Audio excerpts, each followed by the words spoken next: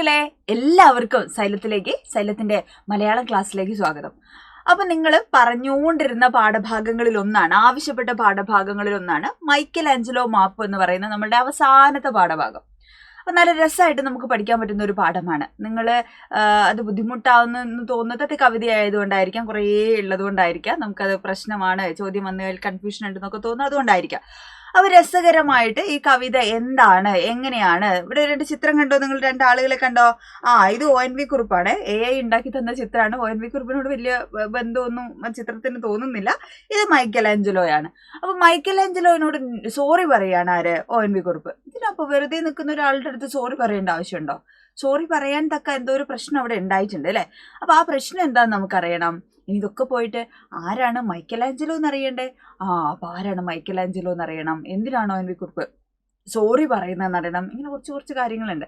അപ്പൊ അതൊക്കെ നമുക്കൊന്ന് നോക്കാം അല്ലെ. എന്താണ് ഈ പാഠഭാഗം, എന്തിനാണ്, എങ്ങനെയാണെന്നൊക്കെ നമ്മൾ പഠിച്ചു കഴിയുമ്പോൾ ഈസി ആയിട്ട് എന്ത് ചെയ്യാൻ പറ്റൂടാ, നമുക്ക് ഈ പാഠത്തിന്റെ എല്ലാ ചോദ്യത്തിന്റെ ഉത്തരവും നമുക്ക് എഴുതാൻ പറ്റും. ഓക്കെ, അപ്പൊ നമുക്ക് നോക്കിയാലോ.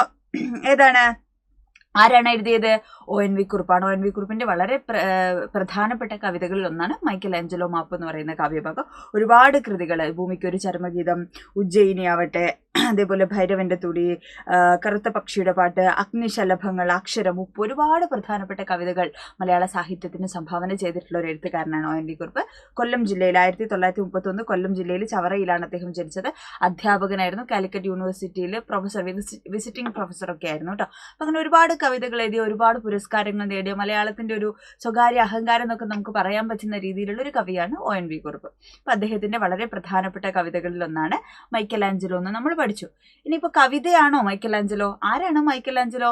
നിങ്ങൾക്ക് അറിയാം അല്ലെ, നിങ്ങൾ കേട്ടിട്ടുണ്ടാവും. ലോകപ്രസിദ്ധനായിട്ടുള്ള ഒരു ശില്പിയാണ്, ശില്പങ്ങൾ നിർമ്മിക്കുന്ന അല്ലെ ഒരു ശില്പിയാണ് ആര്? മൈക്കൽ ആഞ്ചലോ എന്ന് പറയുന്നത്. 1475 അദ്ദേഹം എവിടെയാണ് ജനിച്ചത്? ഇറ്റലിയിലാണ് അദ്ദേഹം ജനിച്ചിട്ടുള്ളത്. 1475 ഇറ്റലിയിലാണ് അദ്ദേഹം ജനിച്ചിട്ടുള്ളത്. ചെറിയ പ്രായത്തിലും തന്നെ അദ്ദേഹത്തിന് ചിത്രരചനയിലൊക്കെ ഭയങ്കര താല്പര്യമുള്ള ഒരാളായിരുന്നു കേട്ടോ. അങ്ങനെയാണ് മുതിരുന്ന സമയത്ത് അദ്ദേഹത്തിന്റെ ജീവിതം ശില്പി എന്നുള്ള രീതിയിലേക്ക് അദ്ദേഹം കൊണ്ടുപോയിട്ടുള്ളത്. 1564 അദ്ദേഹം എന്ത് ചെയ്യുന്നത്? മരണപ്പെട്ടിട്ടുള്ളത്. അപ്പോൾ അദ്ദേഹത്തിന്റെ ലോകപ്രസിദ്ധമായിട്ടുള്ള, വിശ്വപ്രസിദ്ധമായിട്ടുള്ള ചിത്രമാണ് പിയത്ത എന്ന് പറയുന്ന ശില്പം. ഓക്കെ, ഏതാണ് അദ്ദേഹത്തിന്റെ ലോകപ്രസിദ്ധമായിട്ടുള്ള ശില്പം? അദ്ദേഹം നിർമ്മിച്ച ഒരു ഒറ്റക്കല്ലിൽ മാർബിൾ കൊണ്ട് തീർത്തിരിക്കുന്ന ശില്പമാണ് പിയത്ത എന്ന പേരിൽ അറിയപ്പെടുന്ന ശില്പം. അപ്പൊ ഈ ശില്പത്തിന് എന്ത് ചെയ്യാണ്? 1972 മെയ് 21 ആരാക്രമിക്കുകയാണ്? മയക്കുമരുന്നിന് അടിമപ്പെട്ട ഒരു യുവാവ് എന്ത് ചെയ്യുന്നു? ഈ വെണ്ണക്കൽ ശില്പം ഒറ്റക്കല്ലിൽ തീർത്ത ഈ വെണ്ണക്കൽ ശില്പം എന്ത് ചെയ്യാനടാ? അടിച്ച് തകർക്കുകയാണ്, അങ്ങ് തരിപ്പണമാക്കി കളയാണ്. ആലോചിച്ച് നോക്കുക, അത്രയും വർഷങ്ങൾക്ക് മുൻപ് ഉണ്ടായിട്ടുള്ള ലോകപ്രസിദ്ധമായിട്ടുള്ള ഒരു കലാകാരന്റെ അദ്ദേഹത്തിന്റെ സ്വപ്നവും ഒരു ആയുസിന്റെ അദ്ദേഹത്തിന്റെ അധ്വാനവും ഒക്കെയാണ് ആ ശില്പം അദ്ദേഹത്തിന്റെ ഐഡന്റിറ്റി ആയിരുന്ന ഒരു ശില്പമാണ്. അപ്പൊ അത് ലഹരിക്ക് അടിമപ്പെട്ട ഒരു യുവാവ് വന്നിട്ട് എന്ത് ചെയ്യാണ്? അത് നശിപ്പിച്ചു കളയാണ്. അപ്പൊ നമ്മൾ ഏറ്റവും പുതിയ കാലത്ത് നമുക്കറിയാം ഈ ലഹരിക്ക് അടിമപ്പെട്ട ആളുകൾ കാട്ടിക്കൂട്ടുന്ന ക്രൂരതകളെ കുറിച്ച് നമ്മളിങ്ങനെ ഞെട്ടലോടെ ഓരോ ദിവസവും നമ്മൾ പേടിച്ചുകൊണ്ടിരിക്കുകയാണ്. അപ്പൊ അവർക്ക് അവരുടെ ഒരു നൈമിഷികമായിട്ടുള്ള ഒരു സുഖത്തിന് വേണ്ടി, എല്ലാം മറക്കുന്ന ഒരു കാര്യത്തിന് വേണ്ടി അവരെന്ത് ചെയ്യാണ്? അവര് എന്താണ് ചെയ്യുന്നതെന്ന് അവർക്ക് തന്നെ അറിയില്ല അപ്പൊ അത്തരത്തിലുള്ള ഒരു സമകാലിക അവസ്ഥയിൽ പുതിയ കാലത്ത് നിന്നിട്ട് നമുക്ക് ഇത്തരം കവിതകളൊക്കെ നമ്മൾ പഠിക്കുമ്പോൾ ഇതിൽ നിന്നും അത്തരത്തിലുള്ള ഒരു ചോദ്യം നമുക്ക് വരാം ഇപ്പൊ ലഹരിക്ക് അടിമപ്പെട്ട സമകാലികമായിട്ടുള്ള ചോദ്യങ്ങളാണ് നമുക്ക് എസ്സേക്ക് പലപ്പോഴും ചോദിക്കുക. അപ്പോൾ ഈ പാഠഭാഗത്ത് നമുക്കൊരു എസ്സേ ചോദ്യത്തിന് സ്കോപ്പുള്ള ഒരു പാഠഭാഗമാണ്. അപ്പോൾ ഇങ്ങനെ ലഹരിക്ക് അടിമപ്പെട്ട ഒരു യുവാവ് എന്ത് ചെയ്യാണ്? ഈ വെണ്ണക്കൽ ശില്പം 1972 മെയ് 21 എന്ത് ചെയ്യാണ്? ആക്രമിക്കുകയാണ് കേട്ടോ. അപ്പോൾ ഈ വാർത്ത അറിഞ്ഞ സമയത്താണ് എന്ത് ചെയ്യുന്നത്? ONV കുറുപ്പ് ഞെട്ടലോടുകൂടി അദ്ദേഹം എന്ത് ചെയ്യണു? ആ വാർത്ത വായിക്കുകയാണ് കേട്ടോ. ONV കുറുപ്പിന് ഭയങ്കര സങ്കടം വരികയാണ്. കാരണം ഇത്രയും ലോകപ്രസിദ്ധമായിട്ടുള്ള ഒരു ശില്പമാണ് എന്ത് ചെയ്തിരിക്കുന്നേടാ ഇങ്ങനെ ഇല്ലായ്മ ചെയ്തിരിക്കുന്നത് അപ്പൊ ആ ഒരു വാർത്ത കേട്ട സമയത്ത് ONV കുറുപ്പിന് ഭയങ്കര സങ്കടം വരികയാണ്. അപ്പൊ അദ്ദേഹം എന്ത് ചെയ്യുന്നു? ആ ഒരു വൈകാരിക അനുഭവത്തിൽ നിന്നും അദ്ദേഹം എഴുതിയ കവിതയാണ് മൈക്കൽ ആഞ്ചലോ മാപ്പ് മൈക്കൽ ആഞ്ചലോനോട് സോറി പറയാണ്. കാരണം ഇത്ര മഹത്തായിട്ടുള്ളൊരു സൃഷ്ടി എന്ത് ചെയ്തിരിക്കണോ? ഇല്ലാതാക്കിയിരിക്കുകയാണ് ഈ കാട്ടാളൻ ഈ ബോധമില്ലാതെ വന്നിരിക്കുന്ന ഈ ചെറുപ്പക്കാരൻ. അപ്പോൾ മൈക്കൽ ആഞ്ചലോനോട് ആര് സോറി പറയാണ്? നമ്മളുടെ കവി മാപ്പ് പറയാണ്. ഓക്കെ, അപ്പൊ അതാണ് പാഠഭാഗം. അപ്പൊ അങ്ങനെ മാപ്പ് പറയുന്ന ഒരു സിറ്റുവേഷനാണ് കവിതയിൽ വരുന്നത്. ഇനി നമ്മുടെ പിയത്ത എന്ന് പറയുന്ന വെണ്ണക്കൽ ശില്പം ഉണ്ടല്ലോ, അതാ ഈ ഒരു രൂപത്തെയാണ് നമ്മൾ പിയത്ത എന്ന ഇറ്റാലിയൻ ഭാഷയിൽ നമ്മൾ പറയുന്നത്. മൈക്കലാഞ്ചലോവിന്റെ വിശ്വപ്രസിദ്ധമായിട്ടുള്ള വെണ്ണക്കൽ ശില്പമാണ് പിയത്ത. കുരിശിൽ നിന്നിറക്കിയിട്ടുള്ള, അതായത് ജീവനില്ലാത്ത യേശുവിന്റെ ശരീരം അല്ലെ, കുരിശിൽ തറച്ച യേശുവിനെയൊക്കെ നിങ്ങൾക്ക് അറിയാം അല്ലെ, ആ യേശുവിന്റെ ശരീരം ഇങ്ങനെ ഏറ്റുവാങ്ങി തന്റെ മടിയിൽ ആ യേശുവിനെ കിടത്തി വിലപിക്കുന്ന, സങ്കടപ്പെട്ടിരിക്കുന്ന കന്യാമറിയത്തിന്റെ ശില്പത്തെയാണ് എന്ത് പറയുന്നത് പിയത്ത എന്ന് ഇറ്റാലിയൻ ഭാഷയിൽ പറയുന്നത്. പിയത്ത എന്നുള്ള വാക്കിന് കരുണ എന്നും അനുതാപം എന്നൊക്കെയാണ് ആ വാക്കിന്റെ അർത്ഥം കേട്ടോ. അപ്പൊ 1494-99 ഈ ഒരു ശില്പത്തിന്റെ പണി പൂർത്തിയായത് കേട്ടോ. വത്തിക്കാനിലെ സെന്റ് പീറ്റേഴ്സ്ബർഗ് എന്ന് പറയുന്ന സ്ഥലത്താണ് ഈ ഒരു ശില്പം സ്ഥിതി ചെയ്യുന്നത്. ഓക്കെ, അപ്പൊ പിയത്ത എന്താന്ന് പഠിച്ചു, ആരാണ് മൈക്കലാഞ്ചലോ എന്ന് പഠിച്ചു, എന്തിനാണ് മൈക്കലാഞ്ചലോനോട് മാപ്പ് പറയുന്നത് എന്നും നമ്മൾ പഠിച്ചു. ഇങ്ങനെയാണ് നമ്മളുടെ കാവ്യഭാഗം വരുന്നത്. കാവ്യഭാഗത്ത് നിന്ന് നമ്മളോട് ചോദിക്കുക, ഇത്ര വലിയൊരു കവിതയാണ് അല്ലെ, എന്തൊക്കെയാ നമ്മളോട് ചോദിക്കുക, വരികൾ ചോദിക്കും അല്ലെ, 4 വരികൾ തന്നിട്ട് ചിലപ്പോൾ അതിന്റെ ആശയം, കാവ്യഭംഗി വിശദീകരിക്കാനൊക്കെ നമ്മളോട് ചോദിക്കും. അപ്പൊ അത്തരം ചോദ്യങ്ങളൊക്കെ വന്നു കഴിയുമ്പോൾ പാഠഭാഗത്തെ കുറിച്ച് എന്താണ് കൃത്യമായൊരു ധാരണ നമുക്ക് ഉണ്ടായിരിക്കണം അല്ലെ. കൃത്യമായിട്ടുള്ളൊരു ധാരണ, എന്താണ് ആ പാഠഭാഗം കൊണ്ട് പറയുന്നത് എന്നുള്ളത് നമുക്ക് കൃത്യമായിട്ടുള്ളൊരു ധാരണ ഉണ്ടാവണം അല്ലെ. അപ്പൊ കുരിശിൽ നിന്നിറക്കി ജഡം താഴെ ഒരു ദുഃഖത്തിൽ സൂര്യശിലയായി തീർന്നൊരമ്മ തൻ മടിത്തട്ടിൽ താങ്ങിക്കിടത്തി വാത്സല്യാദ്രം തൻ മകനുടെ ആറിത്തണുത്ത തിരുഗാത്രം അല്ലെ. ആദ്യത്തെ ഒരു വരികളിൽ പറയുന്നത് എന്താ മക്കളെ പറയുന്നത്, യേശുവിന്റെ ശരീരം എന്ത് ചെയ്യാണ്, മടിയിലേക്ക് എടുത്ത് കിടത്തി അല്ലെ, വിഷമിച്ചിരിക്കുന്ന, അതായത് കുരിശിൽ നിന്നിറക്കിയ യേശുവിന്റെ ശരീരം അല്ലെ, സൂര്യശില പോലെ ഇങ്ങനെ ശില പോലെ ആയിപ്പോയി, അമ്മ കല്ല് പോലെ ആയിപ്പോയി, കാരണം സ്വന്തം കുഞ്ഞിന്റെ മരണമാണ്, ആ കുഞ്ഞിന്റെ ജീവനില്ലാത്ത ശരീരമാണ് അമ്മ ഏറ്റുവാങ്ങുന്നത് അല്ലെ. അങ്ങനെ ഇരിക്കുന്ന കന്യാമറിയത്തെയാണ് ആദ്യത്തെ വരിയിൽ പറയുന്നത്. അങ്ങനെ വാത്സല്യപൂർവ്വം തന്റെ മകനെ ഇങ്ങനെ മടിയിൽ കിടത്തി അല്ലെ, കരുണാർദ്രമായിട്ടല്ലേ, ആ തിരുഗാത്രം എന്നാണ് അല്ലെ, അത്രയും എന്താ പറയാ ദൈവപുത്രനാണ്, അതുകൊണ്ടാണ് ഗാത്രം ശരീരമാണ്, ആ ശരീരം ഏറ്റുവാങ്ങി ഇരിക്കുന്ന കന്യാമറിയത്തെയാണ് എന്ത് ചെയ്യുന്നത് ഇവിടെ കവി സൂചിപ്പിക്കുന്നത്. ഒരു വെൺലില്ലിപ്പൂവിൽ ശോണരേഖകൾ പോലെ തിരുശോണിതം വാർന്ന പാടുകൾ ഉടലാകെ അല്ലെ. എന്താ പറയുന്നത്, ഒരു ശരീരം അല്ലെ, യേശുവിന്റെ ശരീരം എങ്ങനെയാണ്, വെളുത്ത ശരീരമാണ്. ആ വെളുത്ത ശരീരത്തിൽ ഇങ്ങനെ ആണി അടിച്ച് തറച്ചിട്ട് ദേഹാസകലം എന്ത് ചെയ്യണൂടാ, ഇങ്ങനെ രക്തപ്പാടുകളാണ്, രക്തം ഇങ്ങനെ ഒലിച്ചിറങ്ങിയ പാടാണ്. അപ്പൊ ഇത് കണ്ടിട്ട് എന്ത് തോന്നുകയാണ്, വെളുത്ത ലില്ലിപ്പൂവിൽ ഇങ്ങനെ ചുവന്ന വരകൾ ഉണ്ടാവും അല്ലെ. അപ്പൊ അതേപോലെ ഒരു വെൺലില്ലിപ്പൂവായിട്ട് ആരെ തോന്നുന്നു, യേശുവിനെ കവിക്ക് തോന്നുന്നു എന്ന് പറയാണ്. പിന്നെ ഏതാണ് പറയുന്നത്, പിന്നെ പറയുന്നു, താതാ നീ ഇവരോട് പൊറുക്കേണമേ എന്ന് പാതി കൊമ്പിയ കൺകൾ ഇപ്പോഴും പ്രാർത്ഥിക്കുന്നു. തന്നിൽ നിന്ന് അടർന്നൊരു മുത്തിനെ ആരോ കുത്തി നെഞ്ചകം പിളർന്നൊരു മുത്തിനെ വീണ്ടും തന്റെ അംഗത്തിൽ എതിരേൽക്കും പാഴ്ചിപ്പിയുടെ മൂകസങ്കടം പോലെ ഇരിപ്പു. ആര്, അമ്മയാണ് അല്ലെ. എന്താ പറയുന്നത് അടുത്ത വരിയില്, പാതി കൂമ്പിയ കണ്ണുകൾ, അതായത് യേശുവിന്റെ അവസാനത്തെ വാക്കുകളാണ്, താതാ പിതാവേ അല്ലെ, ദൈവത്തോട് പറയാണ്. എന്താ പറയുന്നത്, ഇവരോട് നീ പൊറുക്കണമേ എന്നാണ് പറയുന്നത് അല്ലെ. അതായത് തന്നെ ഇത്രയും ഉപദ്രവിച്ചിട്ടുള്ള പീഡിപ്പിച്ചിട്ടുള്ള ആൾക്കാരോട് പോലും ക്ഷമിക്കണമേ അല്ലെ. ഇവരുടെ അറിവില്ലായ്മ കൊണ്ട് ഇവരെന്താ ചെയ്യുന്നതെന്ന് ഇവർക്ക് തന്നെ അറിയില്ല അല്ലെ. അപ്പൊ ഇവരോട് എന്ത് ചെയ്യണം, ഈ പൊറുക്കണമേ എന്നാര് പറയാണ്, യേശുദേവൻ അവസാനമായിട്ട് പ്രാർത്ഥിക്കുന്നതാണ് അല്ലെ. ആ പാതി കൂമ്പിയ കൺകളും അല്ലെ ഭഗവാനോട് അല്ലെ ഈശ്വരനോട് പ്രാർത്ഥിക്കുന്നതാണ് നമ്മൾ കാണുന്നത്. പിന്നെ ഇവിടെ കന്യാമറിയത്തെ ഒരു ചിപ്പിയായിട്ടും ചിപ്പിയുടെ ഉള്ളിലെ മുത്തായിട്ട് എന്തിനെ യേശുദേവനെയാണ് കണക്കാക്കുന്നത്. അപ്പൊ ആ പാഴ്ചിപ്പി എന്ന് പറയുന്ന ഒരു വിശേഷണം, അത് പരീക്ഷയ്ക്ക് ചോദിക്കുന്ന ഒരു ചോദ്യമാണ്. ആ പാഴ്ചിപ്പിയിൽ നിന്നും എന്ത് ചെയ്യുന്നു, വേർപെട്ട മുത്തിനെ, കന്യാമറിയത്തിൽ നിന്നും വേർപെട്ട മുത്ത്, ആ മുത്തിന്റെ നെഞ്ച് കീറി അല്ലെ, ആ മുത്തിനെ ഇല്ലാതാക്കി വീണ്ടും എന്ത് ചെയ്തിരിക്കുന്നു, അമ്മയുടെ കൈകളിലേക്ക് തിരിച്ചു വന്നിരിക്കുകയാണ് അല്ലെ. അപ്പോൾ പാഴ്ചിപ്പിയുടെ മൂകസങ്കടം പോലെ, അത്രയും സങ്കടത്തിലായിരിക്കുന്നത്, മൂകമായ സങ്കടമാണ്, ആരോടും പറയാനില്ല അല്ലെ, അങ്ങനെ ആർത്തുലച്ച് കരയാനില്ല. അപ്പൊ അമ്മയുടെ ഉള്ളിലെ സങ്കടങ്ങളൊക്കെ ഉള്ളിൽ ഇങ്ങനെ വെച്ചിരിക്കുകയാണ് അല്ലെ. അപ്പൊ പാഴ്ചിപ്പിയാണ് അമ്മ എന്ന് പറയാണ് അല്ലെ. അതായത് അമ്മയെ ചിപ്പിക്കുള്ളിലെ മുത്തായിട്ടുള്ള യേശുവിനെയും ചിപ്പിയായിട്ട് കന്യാമറിയത്തെയാണ് സൂചിപ്പിക്കുന്നത്. അപ്പൊ തന്റെ മടിയിൽ തന്നെ എന്ത് ചെയ്തിരിക്കുന്നു, മകൻ തിരിച്ചെത്തിയിരിക്കുന്നു എന്നാണ്. ഇതല്ലേ, മുത്തിനെ വീണ്ടും തന്റെ അംഗത്തിൽ എതിരേൽക്കും, അമ്മയുടെ മടിയിലേക്ക് തന്നെ എന്ത് ചെയ്തിരിക്കുന്നു, ആ ജീവനില്ലാത്ത കുഞ്ഞ് അല്ലെ എത്തിയിരിക്കുന്നു എന്ന് പറയാണ്. കരയുവാൻ കണ്ണുനീരില്ലാതെ, ഉരിയാടുവാൻ വാക്കില്ലാതെ, കത്താതെ ഉരുകാതെ വിങ്ങും ഉൾത്താപം പോലെ അല്ലെ. എങ്ങനെയാണ് അമ്മ, കന്യാമറിയ എങ്ങനെ ഇരിക്കുന്നത്, വാക്കുകളൊന്നും ഇല്ലടാ, അത് ഇങ്ങനെ ആളി കത്തി, അത് പ്രക്ഷോഭമൊന്നും ഉണ്ടാക്കുന്നില്ല, പ്രശ്നം ഉണ്ടാക്കുന്നില്ല അല്ലെ, പ്രതിഷേധിക്കുന്നില്ല, അങ്ങനെ ദുഃഖം ഇങ്ങനെ ഉരുകി ഒലിച്ചു പോവാതെ ഉള്ളിൽ തന്നെ എന്താണ് അതിങ്ങനെ പതിഞ്ഞ് അല്ലെ, ഒരു ശില പോലെ അമ്മ ഇങ്ങനെ ഇരിക്കുകയാണെന്നാണ്. അത്രയും സങ്കടത്തിലാണ് ആരിയ്ക്കുന്നത്, കന്യാമറിയം ഇരിക്കുന്നതെന്നാണ് ആ വാക്കുകൾ പറയുന്നത്. ഉച്ച നോക്കി ഞാൻ പിന്നെയും പിയത്തെ ഉജ്ജ്വല മുഹൂർത്തങ്ങൾ എന്നിൽ ഉദിക്കുന്നു. അപ്പം പിന്നെ കവി പറയുന്ന എന്തിനെ കുറിച്ചാണ്? കവി ആ സിറ്റുവേഷനിലേക്ക്, അതായത് നൂറ്റാണ്ടുകൾക്ക് മുമ്പ് നടന്ന ആ കുരിശിലേറ്റപ്പെട്ട ആ സിറ്റുവേഷനിലേക്ക് അല്ലേ, പിയത്ത, അതായത് ആ ശില്പം അല്ലെങ്കിൽ ആ കുഞ്ഞിനെ മടിയിൽ വെച്ച് കിടക്കുന്ന ആ കന്യാമറിയത്തിന്റെ അടുത്തേക്ക് ആര് പോവുകയാണ്? നമ്മളുടെ കവി പോവുകയാണ് കേട്ടോ. സാങ്കല്പികമായിട്ട് എന്ത് ചെയ്യാണ്, നമ്മളെ കൂടെ, വായനക്കാരെ കൂടെ ആ സിറ്റുവേഷനിലേക്ക് കവി കൊണ്ടുപോവാണ്. അപ്പൊ കവി ആ സിറ്റുവേഷനിലാണ് നിൽക്കുന്നതെന്ന് ആലോചിക്കുക. എന്നിട്ട് അദ്ദേഹം പറയാണ് അല്ലെ, എന്താ പറയുന്നത്? ദൃസാക്ഷിയാകുന്നു ഞാൻ അതിന്റെ ദൃസാക്ഷിയാവണം, ഞാനത് കാണുകയാണ് അല്ലെ.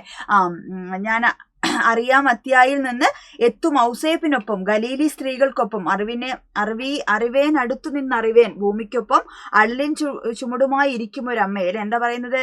ഞാൻ ദൃസാക്ഷിയാവാണ്. ഈ കാര്യങ്ങൾക്കൊക്കെ ഞാൻ എന്ത് ചെയ്യുന്നു? കവി അല്ലെ, ONV കുറുപ്പ് ദൃസാക്ഷിയാവാൻ പോവുകയാണ് അല്ലെ. എന്നിട്ട് എന്താണ്?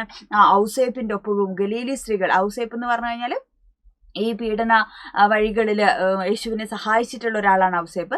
ഈ പീഡന വഴികളിലുടനീളം യേശുവിന്റെ പിന്നാലെ കരഞ്ഞുകൊണ്ട് വന്ന ഒരു കൂട്ടം സ്ത്രീകളാണ് ഗലീലി സ്ത്രീകൾ കേട്ടോ. ഇവരുടെ കൂട്ടത്തിൽ ഞാനും എന്ത് ചെയ്യാണ്? ഈ കാഴ്ചകൾക്കൊക്കെ ദൃസാക്ഷിയായിട്ട് നിൽക്കുകയാണ് എന്ന് കവി പറയാണ് കേട്ടോ. എന്നിട്ടോ അറിവേൻ അടുത്തറിയാം, ഞാനിങ്ങനെ അടുത്തറിയാണ്, എൻ്റെ മുമ്പിൽ ഞാനിങ്ങനെ കാണുകയാണ്. എന്ത്? ഭൂമിക്കൊപ്പം അഴലിൻ ചുമടുമായി ഇരിക്കും ഒരമ്മയെ അല്ലെ. എന്ത് ചെയ്യാണ്? അത്രയും വേദനയിലിരിക്കുന്ന അല്ലെ, അഴലിന്റെ ചുമട്, വേദനയുടെ ദുഃഖം പേറിയിരിക്കുന്ന ഒരു അമ്മയെ ഞാനിങ്ങനെ അടുത്ത് കാണാണ് അല്ലെ, കന്യാമറിയത്തെ കാണാണ്.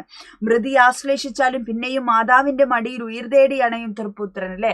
മരണം പുൽകിയാലും മാതാവിന്റെ മടിയിലേക്ക് വന്നിരിക്കുന്ന ആ തൃപ്പുത്രനെ, മകനെ എന്ത് ചെയ്യാണ്? ഞാനിങ്ങനെ കാണുകയാണ്. കന്യാമറിയത്തിന്റെ മടിയിലിരിക്കുന്ന യേശുവിനെ ഞാനിങ്ങനെ കാണുകയാണ് അല്ലെ. നന്ദി ഓതുന്നു ഞാൻ എൻ ഗൈഡിനും വത്തിക്കാനും. പിന്നെയോ പ്രിയപ്പെട്ട മൈക്കലാഞ്ചലോ, നന്ദി 1000 സ്പന്ദന പുഷ്പങ്ങൾ നിന്റെ മുന്നിൽ ഞാൻ അർപ്പിക്കുന്നു അല്ലെ. പിന്നെ എന്ത് ചെയ്യാണ്? കവി നന്ദി പറയാണ്. ആർക്കൊക്കെയാണ് നന്ദി പറയുന്നത്? വത്തിക്കാൻ അല്ലെ, എത്ര വിശ്വവിഖ്യാതമായിട്ടുള്ള ആ സ്ഥലത്തിന് നന്ദി പറയുന്നു. ഗൈഡിന്, ഈ സ്ഥലവും ഈ ചരിത്രത്തെയൊക്കെ തനിക്ക് ബോധ്യപ്പെടുത്തി തന്ന ഗൈഡിന് നന്ദി പറയുന്നു. പിന്നെ പറയുന്നത് ആർക്കാണ്? ലോകപ്രസിദ്ധനായിട്ടുള്ള ആ ശില്പിക്കാണ് അല്ലെ. ആ ശില്പിയോട് നന്ദി പറയുന്നു. എന്നിട്ട് എന്ത് ചെയ്യാണ്? അദ്ദേഹത്തിന്റെ കൈകളിൽ ഞാൻ മുത്തമിടുകയാണ്. എന്തിനു വേണ്ടിയിട്ടാണ്? ആ കൈകൾ കൊണ്ടാണ് ഈ മഹത്തരമായിട്ടുള്ള ശില്പം അദ്ദേഹം നിർമ്മിച്ചിട്ടുള്ളത് അല്ലെ. അപ്പൊ ആ കലാകാരൻ എന്ത് ചെയ്യാണ്? നന്ദി പറയാണ്, ചുംബനങ്ങൾ നൽകുകയാണ് കവി ഇവിടെ. എന്നിട്ടോ നിൻ കൈകൾ ചലിപ്പത് കാണുമോ ഞാനതിൻ സർഗമംഗല ഗാനം കേട്ടു നിൽപ്പു ഞാൻ. നിന്നിദ്രമാം നിന്റെ രാവുകൾ വിയർത്തുരുകും പകലുകൾ പങ്കിടുന്നു ഞാൻ. പിന്നെ നീയൊത്തു പാനം ചെയ്തു തെല്ലിട മയങ്ങുന്നു ഞാൻ. നിന്റെ സ്വപ്നത്തിൽ ഉത്ഫുല്ലമാം സൗന്ദര്യത്തെ കണ്ട് പൈതലെ പോലെ അല്ലെ. എന്താ പറയുന്നത്? കവി പിന്നീട് ആരുടെ അടുത്തേക്കാ പോകുന്നത്? മൈക്കലാഞ്ചലോന്റെ അടുത്തേക്കാ പോകുന്നത് അല്ലെ. എന്നിട്ടോ മൈക്കലാഞ്ചലോ ആ ശില്പത്തെ നിർമ്മിക്കുന്ന ആ സിറ്റുവേഷനെ കുറിച്ചാണ് പറയുന്നത്. അതായത് ഒരു കലാകാരൻ എത്രത്തോളം കഷ്ടപ്പെട്ടിട്ടാണ് ഒരു കലാസൃഷ്ടി നിർമ്മിക്കുന്നത് എന്നുള്ളത് അടുത്ത് കാണുകയാണ് അല്ലെ. മൈക്കലാഞ്ചലോയുടെ ആ ബുദ്ധിമുട്ടൊക്കെ മാനസികമായിട്ട് ആര് മനസ്സിലാക്കുകയാണ്? താനെന്നതുപോലെ അല്ലെ ONV കുറുപ്പ് മനസ്സിലാക്കുന്ന വരികളാണ് കേട്ടോ. അപ്പൊ എന്താ പറയുന്നത്?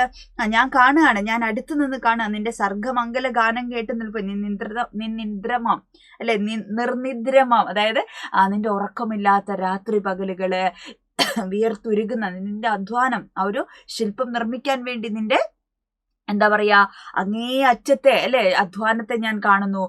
ഉറക്കമില്ലാത്ത രാവുകളെ കാണുന്നു. അവസാനം നീ അത് ആ സ്വപ്നത്തില് അല്ലെ, ആ ശില്പം പൂർത്തിയാക്കുന്ന നിന്റെ സ്വപ്നത്തില് നീ ഇങ്ങനെ കുട്ടികൾ ചിരിക്കില്ലേ ഉറക്കത്തില് ഓരോന്ന് കണ്ടിട്ട്, അതേപോലെ ആ മനോഹരമായിട്ടുള്ള ശില്പം അല്ലെ, നീ സ്വപ്നം കണ്ട് നീ ചിരിക്കുന്നത് അല്ലെ, ഒരു പൈതലിനെ പോലെ ചിരിക്കുന്നൊക്കെ എന്ത് ചെയ്യാണ്? ഞാൻ നിന്റെ അടുത്ത് വന്ന് നിന്നിട്ട് ഞാനിങ്ങനെ കാണുകയാണ്, ഞാൻ നോക്കി കാണുകയാണ് എന്നാണ് കവി പറയുന്നത് കേട്ടോ. അടുത്ത വരി എന്താണെടാ? അടുത്ത വരിയിൽ എന്താ പറയുന്നത്? അപ്പൊ അത്ര മനോഹരമായിട്ട് മൈക്കലാഞ്ചലോ ചെയ്ത ആ ശില്പം എന്ത് ചെയ്യാണ്? തകർക്കപ്പെടുകയാണ് അല്ലെ. അപ്പൊ ആ ഒരു വേദനയിൽ നിന്നാണ് ഈ കവിത ഉണ്ടായെന്ന് നമ്മൾ പറഞ്ഞു. അടുത്ത വരിയില് പുഞ്ചിരിപ്പൂ ഞാൻ വീണ്ടും ഉണർന്ന കുളിർ വെണ്ണ കല്ലിനുമീതെ നിന്റെ ചുറ്റികയൊരു കരിവണ്ടുപോൽ ചുറ്റിപ്പറന്നുളിതൻ നെറുകയിൽ ചുംബിക്കും ഹർഷോന്മാദ സീൽക്കാരം കേൾക്കുന്നു ഞാൻ. ഇന്നലെ വെറും ജഡശിലയായിരുന്നതിൽ നിന്ന് നീ കരുണതൻ ഭാവ ഗാനത്തെ തൊട്ടു ഉണർത്തവേ എന്നാണ് പറയുന്നത് കേട്ടോ. അതായത് കരുണതൻ ഭാവഗാനത്തെ തൊട്ടു ഉണർത്തവേ, നിന്നോടൊത്തുറങ്ങി ഞാൻ, നിന്നോടൊത്ത് അനശ്വരനായി ഞാൻ എന്ന് കവി പറയാണ് അല്ലെ. അപ്പൊ ഇനിയുള്ള വരിയിൽ എന്താണ്? ആ ശില്പം അല്ലെ ഉളിവെച്ച് ഒരു കരിവണ്ടിനെ പോലെയാണ് എന്ത് ചെയ്യുന്നത് അല്ലെ, കരിവണ്ടിനെ പോലെ ചുറ്റിക ഒരു കരിവണ്ട് പോൽ ചുറ്റിപ്പറന്ന് ഉളിയുടെ മേലെ എന്ത് ചെയ്യാണ്? അല്ലെ വരികയാണെന്ന് പറയാണ് അല്ലെ. അപ്പൊ ചുറ്റികകളുടെ നെറുകയിൽ ചുംബിക്കുന്ന കരിവണ്ടായിട്ട് അല്ലെ സങ്കല്പിക്കുകയാണ്. കരിവണ്ടിന്റെ മുരൾച്ചയെ അല്ലെ, അതിൻ്റെ ഒരു മുരൾച്ച ഉണ്ടാവും, അതിനെ ഹർഷോന്മാദമായിട്ടുള്ള സീൽക്കാരമായിട്ട് എന്ത് ചെയ്യാണ് കവി സങ്കല്പിക്കുകയാണ്. ആ ജോലി ചെയ്യുമ്പോൾ ആ ശബ്ദത്തെയും ആ നിർമ്മിക്കുന്നതിനെയൊക്കെ കുറിച്ചാണ് പറയുന്നത് അല്ലെ. അപ്പൊ ഇന്നലെ വരെ വെറും ഒരു ശിലയായിരുന്നു, വെറും ഒരു കല്ലായിരുന്നു, ഒരു മാർബിൾ കഷ്ണമായിരുന്നു ഇത്. ഇതിന് നീ എന്ത് ചെയ്തു? കരുണം എന്ന് പറയുന്ന ഒരു ഭാവം നൽകി അതിന് ജീവൻ കൊടുത്തിരിക്കുകയാണ് അല്ലെ. ആ നിന്റെ അത്ഭുത സൃഷ്ടി ഞാനിങ്ങനെ എന്ത് ചെയ്യാണ്, എന്നെയും കൂടെ അനശ്വരനാക്കുകയാണ്. അത് കാണുമ്പോൾ അല്ലെ ഞാനും കൂടെ എൻ്റെ ജീവിതം കൂടെ അനശ്വരനാക്കപ്പെടുന്നു എന്ന് കവി പറയണേ. അത് പറഞ്ഞതും എന്ത് ചെയ്യുന്നു, അത് പറഞ്ഞതു നന്ദി പറയാണ് അല്ലെ. നന്ദി മൈക്കലാഞ്ചലോ, നിന്റെ സംഗീതം നിന്റെ കണ്ണീര് മുറഞ്ഞു ഉയർന്നൊന്നായി പിയത്തയെ എന്നുള്ളിൽ എടുത്ത് ഭദ്രമായി തന്നെ ഇരുത്തട്ടെ അല്ലെ. നിന്റെ കണ്ണീര് കൊണ്ടും നിന്റെ വിയർപ്പ് കൊണ്ടും നിന്റെ അധ്വാനം കൊണ്ടൊക്കെ നീ നിർമ്മിച്ചിരിക്കുന്ന അല്ലെ ഈ പിയത്തയ്ക്ക് ആദ്യം നന്ദി പറയാണ്, ഈ ഒരു സൃഷ്ടിക്ക് അല്ലെ. എന്നിട്ട് എന്ത് ചെയ്യാണ്, അതിനെ ഞാൻ എൻ്റെ മനസ്സിൽ തന്നെ എടുത്ത് ഇരുത്തട്ടെ എന്ന് കവി പറയാണ്. അപ്പോഴാണ് എന്ത് ചെയ്യുന്നത്, പിന്തിരിയുമ്പോൾ കേട്ടേൻ ഇടിവെട്ടുന്നൊരു ശബ്ദം അല്ലെ. ഇടിവെട്ടുമ്പോൾ ഒരു ശബ്ദം, ചുറ്റിക മുട്ടും ശബ്ദം അല്ലെ. അപ്പൊ അതൊക്കെ പറഞ്ഞിങ്ങ് തിരിഞ്ഞു നിൽക്കുമ്പോഴാണ് എന്ത് ചെയ്യുന്നത്, ഇടിവെട്ടുന്ന പോലെ ഒരു ശബ്ദം കേൾക്കുന്നത്, ചുറ്റിക മുട്ടുന്ന പോലെ ഒരു ശബ്ദം. തകർന്നു വെൺപൊട്ടുകൾ പൊടിപൊടിയായ ദയാർദ്രതയുടെ വെളുത്ത കൈത്താമര കൺപോള, നിഷാദ നീ നിർത്തൂ അല്ലെ. എന്താ പറയുന്നത്, അപ്പോഴാണ് ഒരു ശബ്ദം കേൾക്കുന്നത്, ചുറ്റിക കൊണ്ട് മുട്ടുന്ന അല്ലെ ഇടിവെട്ടുന്ന പോലെയുള്ള ശബ്ദം അല്ലെ. എന്ത് തകർക്കപ്പെട്ടു, ആ പിയത്ത് ആ ശില്പം അവിടെ തകർക്കപ്പെടുകയാണ് അല്ലെ. തകർന്നു എന്തൊക്കെ, കൈകളാകുന്ന താമര അല്ലെ, കൈത്താമര നഷ്ടപ്പെട്ടു അല്ലെ, കൺകള് അല്ലെ, പിന്നെന്താണ് ദയാർദ്രതയുടെ വെളുത്ത താമരയൊക്കെ എന്ത് ചെയ്യാണ്, എല്ലാ ശില്പം പൊടിപൊടിയായിട്ട് എന്ത് ചെയ്യാണ്, നഷ്ടപ്പെടുകയാണ്. അതായത് അത് അപായപ്പെടുന്നതിനെയാണ് സൂചിപ്പിക്കുന്നത്. നിഷാദ, കാട്ടാള അല്ലെ എന്നാരെയാ വിളിക്കുന്നത്, ആരെയാണ് കാട്ടാളെന്ന് വിളിക്കുന്നത്, മൈക്കലാഞ്ചലോനെ അല്ല കേട്ടോ. ആരെയാണ് വിളിക്കുന്നത്, മയക്കുമരുന്നിന് അടിമപ്പെട്ട ചെറുപ്പക്കാരൻ ഇത് ചുറ്റിക വെച്ച് ആക്രമിക്കുന്ന ആ ഒരു സിറ്റുവേഷനെയാണ് കവി ഇവിടെ വർണ്ണിക്കുന്നത് അല്ലെ. അയാളെയാണ് കാട്ടാള എന്ന് വിളിക്കുന്നത്. കാട്ടാള നീ നിർത്തൂ, കണ്ണിൽ എനിക്കില്ല കൈ, ഞാൻ ഇല്ലാതായില്ലേ, എനിക്ക് കണ്ണും കൈയും ഒന്നുമില്ല, എനിക്ക് അല്ലേ നമ്മൾ പറയില്ലേ, അയ്യോ എനിക്കൊന്നും ചെയ്യാനാവുന്നില്ല ആ സിറ്റുവേഷനിലല്ലേ, എനിക്ക് ഓടാനും നിറങ്ങാനും ഒന്നും, ഞാൻ സ്തംഭിച്ചു പോയി എന്നൊക്കെ പറയൂലേ, അതേപോലെ കവി പറയും എനിക്ക് കണ്ണില്ല കൈയില്ല കാലില്ല, ഞാനിങ്ങനെ നിന്ന് പോവാണ് അല്ലെ, ഞാൻ അല്ലാതായി പോവാണ് ആ സിറ്റുവേഷൻ കണ്ടിട്ട് അല്ലെ. എന്നിട്ടോ വൃദ്ധനായി അസ്വസ്ഥരായി ഒന്ന് ഉറങ്ങുവാൻ പോലും ഡ്രഗുകൾ തേടിപ്പോകുമേ ഈ ശതാബ്ദത്തിൽ, ഭ്രാന്തജൽപ്പനം കേട്ടേൻ, പിന്നെ തച്ചുടയ്ക്കുവാൻ മാത്രം ചുറ്റികയെടുത്തൊരു പയ്യന്റെ ചുണ്ടിൽ നിന്നും അല്ലെ. എന്ത് ചെയ്യാണ്, അതായത് പുതിയ കാലത്തിലുള്ള പുതിയ തലമുറയെ കുറിച്ചാണ് കവി പറയുന്നത്. എന്ത് പറയുന്നു, ഉറങ്ങാൻ പോലും ഡ്രഗ്സ് വേണ്ട കാലത്താണ് നമ്മൾ ജീവിക്കുന്നത്. ആളുകൾക്ക് എന്ത് ചെയ്യണം, ഉറങ്ങണമെങ്കിൽ പോലും ഡ്രഗ്സ് വേണം അല്ലെ. അങ്ങനെ ഒരു കാലത്താണ് നമ്മൾ ജീവിക്കുന്നത് അല്ലെ. അങ്ങനെ ഒരു കാലത്ത് അല്ലെ എന്ത് ചെയ്യാണ്, ഈ ചെറുപ്പക്കാരായിട്ടുള്ള ആളുകൾ തച്ചുടയ്ക്കുവാൻ മാത്രം, അവരൊന്നും നിർമ്മിക്കുന്നില്ല, അവരൊന്നും ചെയ്യുന്നില്ല, അവരാകെ ചെയ്യുന്ന എന്താണ്, ഉണ്ടാക്കി വെച്ച സാധനങ്ങൾ നശിപ്പിക്കുക, തച്ചുടയ്ക്കുക എന്ന് മാത്രമാണ് അവർ ചെയ്യുന്നത് അല്ലെ. പയ്യന്റെ ചുണ്ടിൽ നിന്നും അവന് ചുറ്റും ബിംബഭഞ്ജക മണിയിക്കുവാനേതോ ക്യാമറ കണ്ണ് ചിമ്മുന്നു അല്ലെ. അവനെ അങ്ങ് ബിംബമാക്കാൻ അല്ലെ, അവനെ അങ്ങ് ഫേമസ് ആക്കാൻ വേണ്ടി ചെന്തിയാണ് ക്യാമറ കണ്ണുകൾ ചലിക്കുകയാണ്. നമ്മളെ കാലത്തൊക്കെ അങ്ങനെയാണല്ലോ. അതായത് ഈ അപകടം അല്ലെ ചുറ്റിക പിടിച്ചു വാങ്ങാനും അയാളെ പിന്തിരിപ്പിക്കാനും ആളുകൾ ശ്രമിക്കാതെ എന്ത് ചെയ്യാണ്, വേഗം അത് ക്യാമറക്കുള്ളിലാക്കാണ്. മാധ്യമ സംസ്കാരത്തെ കൂടെയാണ് ആര് കൊട്ടുന്നത്, ഇവിടെ ONV കുറുപ്പ് കൊട്ടുന്നത് അല്ലെ. അപ്പൊ പുതിയ കാലത്തെ സാംസ്കാരിക എന്താ പറയുക, അല്ലെങ്കിൽ മാധ്യമ സംസ്കാരം എന്നൊക്കെ പറയുന്നതാണ്, അവർക്കത് റീച്ച് കൂട്ടാനുള്ള ഒരു സാധനമായിരിക്കും അല്ലെ. അവനെ ഫേമസ് ആക്കുക, കുപ്രസിദ്ധി എന്ന് പറയുന്ന ഒരു സാധനമാണ് അവിടെ വരുന്നത്. നെഗറ്റിവിറ്റി ചെയ്തു കഴിഞ്ഞാൽ പ്രസിദ്ധനാവുന്നുള്ളതാണ്. അങ്ങനെ മാപ്പു നൽകുകൻ പ്രിയ മൈക്കലാഞ്ചലോ, മാപ്പിവർ ചെയ്യുന്നതെന്തെന്ന് അവരറിവിയില്ല അല്ലെ. എന്നിട്ട് ആര് മാപ്പ് പറയാണ്, ONV കുറുപ്പ് മാപ്പ് പറയാണ് ആരോട്, മൈക്കലാഞ്ചലോനോട് മാപ്പ് അല്ലെ. ഇവരെന്താ ചെയ്യുന്നതെന്ന് ഇവർക്ക് അറിഞ്ഞുകൂടാ, നീ മാപ്പ് നൽകൂ അല്ലെ. ഒരു കലാകാരന്റെ അല്ലെങ്കിൽ ഒരു സാഹിത്യകാരന്റെ കൂടെ ഉത്തരവാദിത്വമാണ് ഒരു തലമുറ എന്ന് പറയുന്നത് അല്ലെ. ആ തലമുറ വഴിതെറ്റുന്നുണ്ടെങ്കിൽ ആ സാഹിത്യകാരനും കൂടെ അതിൽ പങ്കുണ്ട് എന്നാണ് ആര് വിശ്വസിക്കുന്നത്, ONV കുറുപ്പ് വിശ്വസിക്കുന്നത്. അപ്പൊ അദ്ദേഹം ആത്മാർത്ഥമായിട്ട് ആരോട് മാപ്പ് പറയാണ്, മൈക്കലാഞ്ചലോണ്ട് അല്ലെ. ഇത്രയും വിവരമില്ലാത്തൊരു തലമുറയായി പോയില്ലേ, അവർക്ക് എന്താ അവർ ചെയ്യുന്നതെന്ന് അവർക്ക് അറിയില്ല, നീ അവർക്ക് മാപ്പ് നൽകൂ എന്നാര് പറയാണ്, മൈക്കലാഞ്ചലോനോട് ONV കുറുപ്പ് മാപ്പ് പറയാണ്. ഇത്ര എളുപ്പമുള്ളൊരു പാഠമാണ്. ഓക്കെ, അപ്പോൾ ഇതിപ്പോൾ നിങ്ങൾക്ക് മനസ്സിലായല്ലോ, ക്ലിയർ അല്ലേ. അപ്പോൾ ഏത് വരി ചോദിച്ചു കഴിഞ്ഞാലും എഴുതാൻ പറ്റണം. എസ്സേ ചോദിക്കുന്ന പാടാണ്. ഇതുപോലെ 4 മാർക്കിനുള്ള ചോദ്യങ്ങളുണ്ടാവും. അപ്പോൾ എന്ത് ചോദിച്ചു കഴിഞ്ഞാൽ ഇനി നിങ്ങൾക്ക് എഴുതാൻ പറ്റണം. അപ്പോൾ ഒരു മക്കളെ കമൻറ്റ് ചെയ്യുക, ഇനി ഏതെങ്കിലുമൊക്കെ പാഠം വേണോ, ക്ലാസ് ഇഷ്ടപ്പെട്ടോ, ഫ്രണ്ട്സിന് ഷെയർ ചെയ്ത് കൊടുക്കണം. ഈ പാഠം ബുദ്ധിമുട്ടുള്ള കുറേ മക്കളുണ്ട്, ഫ്രണ്ട്സിനൊക്കെ ഷെയർ ചെയ്ത് കൊടുക്കണം. ഉഷാറായിട്ടിരിക്കുക, ഏറ്റവും കോൺഫിഡൻസോട് കൂടെ ഇരിക്കുക അല്ലേ. നമുക്ക് മെഗാ മാരത്തോൺ ലൈവൊക്കെ ഉണ്ട്. നമ്മൾ ആ ലൈവുകൾ കൂടെ എന്ത് ചെയ്യും, എല്ലാ പാഠഭാഗങ്ങളും പ്രീവിയസ് ഇയർ ക്വസ്റ്റ്യൻ പേപ്പറും ഒക്കെ നമ്മൾ ഉഷാറായിട്ട് അടിച്ചു പൊളിച്ച് നമ്മൾ പഠിക്കും കേട്ടോ. അപ്പോൾ അതൊന്നും ഓർത്ത് വിഷമിക്കേണ്ട. ഏറ്റവും കോൺഫിഡൻറ്റോട് കൂടി ഇരിക്കുക. നമ്മളുടെ ആദ്യത്തെ പരീക്ഷയാണ്, നമ്മൾ ലൈഫിൽ എഴുതുന്ന ആദ്യത്തെ ഒരു പബ്ലിക് എക്സാം ആണ് അല്ലേ. അപ്പോൾ അതിൻ്റെ ഒരു അങ്കലാപ്പൊക്കെ നിങ്ങൾക്ക് ഉണ്ടാവും, ചെറുതായിട്ടുണ്ടായിക്കോട്ടെ, വലുതായിട്ടൊന്നും അത് നിങ്ങളുടെ കോൺഫിഡൻസിനെ ഒന്നും ബാധിക്കരുത്. നമ്മൾ ഈ പരീക്ഷ തകർക്കും കേട്ടോ. ബാക്കിയുള്ള പരീക്ഷകളൊക്കെ ഏറ്റവും കോൺഫിഡൻസ് ആയിട്ട് നമ്മൾ എഴുതാൻ വേണ്ടിയിട്ടുള്ള നമ്മളെ തുടക്കമായിരിക്കും ഇത്. അപ്പോൾ ഉഷാറായിട്ടിരിക്കുക. ടെക്സ്റ്റ് ബുക്കൊക്കെ നന്നായിട്ട് വായിക്കണം, അടിപൊളിയായിട്ടിരിക്കുക. ബാക്കിയൊക്കെ നമുക്ക് ഉഷാറാക്കാം. Okay, all the best.